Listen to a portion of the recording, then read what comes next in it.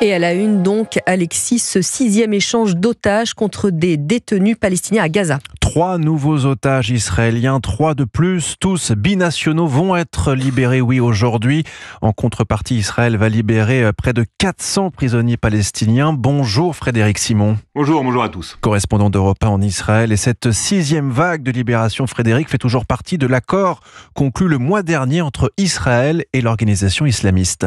En effet, mais elle avait failli être ajournée par le Hamas qui avait prétexté des violations du cessez-le-feu par Israël. À la suite des pressions exercées par les pays médiateurs, le groupe terroriste a finalement accepté de maintenir ces libérations. Les menaces proférées par Donald Trump ont peut-être elles aussi eu un certain effet. Le président américain avait menacé d'ouvrir les portes de l'enfer sur Gaza si tous les otages n'étaient pas libérés d'ici ce samedi. La totalité des captifs ne seront pas relâchés, on en est loin, mais des tractations sont en cours pour que les 6 otages vivants et libérables pendant le cessez-le-feu qui doit durer jusqu'au 1er mars soient libérés simultanément et le plus rapidement possible. Les 3 hommes qui seront relâchés ce matin sont des habitants du kibbutz Nir Oz. Alexander Sacha Tropanov, israélo-russe âgé de 29 ans. Il avait été kidnappé avec sa mère, sa grand-mère et sa petite amie. Toutes les 3 avaient été relâchées en novembre 2023, mais le père de Sacha avait été abattu.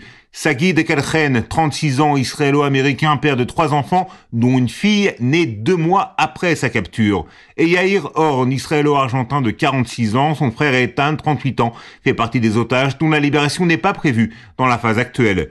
Frédéric Simon, correspondant d'Europe 1 en Israël.